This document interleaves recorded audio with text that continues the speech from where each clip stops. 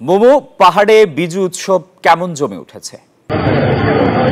ধন্যবাদ আপনাকে। বিজু উৎসব জমে উঠেছে জমজমাট ভাবে। আজকে রাঙামাটি কাপ্তাই হ্রদে ফুল ভাসিয়ে গঙ্গা দেবীকে প্রার্থনা করার মধ্য দিয়ে ক্ষুদ্র নৃগোষ্ঠীরা ফুল বিজুর উৎসব সূচনা করেছে।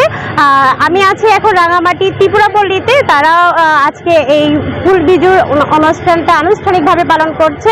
সাংস্কৃতিক অনুষ্ঠান, গড়াই নৃত্য এবং বয়োজ্যেষ্ঠদের স্নানের মধ্য দিয়ে এই ফুল বিজু অনুষ্ঠানে তারা আনুষ্ঠানিকতা এরই মধ্যে সম্পন্ন করেছেন। আমার সাথে আছেন রাঙামাটি পার্বত্য জেলা পরিষদের চেয়ারম্যান কাজল তালুকদার। আমরা সরাসরি তার সাথে একটু কথা বলতে চাই। আজকে ফুল বিজু উৎসবে এসে আপনার কেমন লাগছে? এই যে নতুন বছর আসছে, এই নতুন বছরে নতুন প্রজন্মদের জন্য আপনার কি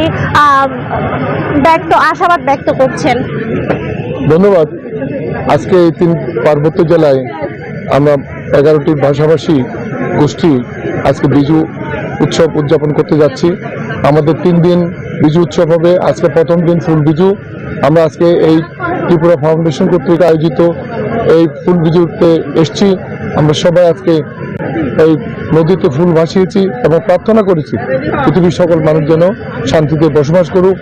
আমি এও কামনা করি আজকে এই বিজুর দিনে রাঙামাটির 3 পার্বত্য জেলায় বসবাসকারী সমগ্র জাতিগোষ্ঠী যেন আজকে সুন্দরভাবে এই বিজু উৎসব পালন করে। এবং সবাইকে এই বিজুর দিনে আনন্দ এবং শুভেচ্ছা জ্ঞাপন করছে। আপনার ভালো থাকুন, সুস্থ থাকুন। অসংখ্য ধন্যবাদ। কথা হচ্ছিল রাঙামাটি পার্বত্য জেলা পরিষদের চেয়ারম্যান। তিনি বলছিলেন যারা ফুল বিজু উৎসব পালন করছে, ফুল বিজুটা আসলে মূলত শুধুমাত্র পুরনো বছরকে বিদায় এবং নতুন বছরকে বরণ করার জন্য কাপ্তাই হ্রদে ফুল ভাসিয়ে গঙ্গা দেবীকে পূজা করার মধ্য দিয়ে আসলে তারা ফুল বিজুটা পালন করে, যাতে বিগত বছরের সমস্ত দুঃখ কষ্ট, গ্লানি, অশুভ শক্তি কাপ্তাই হ্রদের জলের সাথে মিশে দূর হয়ে যাবে তাদের জীবন থেকে এবং নতুনকে তারা নতুনভাবে বরণ করার জন্য আরো আয়োজন রেখেছে।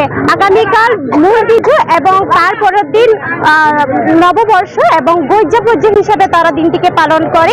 এই দিনটিতে রয়েছে পার্বত্য অঞ্চলে 10 ভাষাভাষী 11টি ক্ষুদ্র ক্ষুদ্র নৃগোষ্ঠীর অনুষ্ঠানের আনুষ্ঠানিকতা। তো রাঙামাটি থেকে এই ছিল আমার কাছে সর্বশেষ তথ্য। ফিরে যাচ্ছি স্টুডিওতে। বান্ডেল থাকলে প্রতি সেনমানিতে টাকা বাঁচবে। বিকাশ সেনমানি বান্ডেল কিনে জিতুন প্রতি লেনদেনে।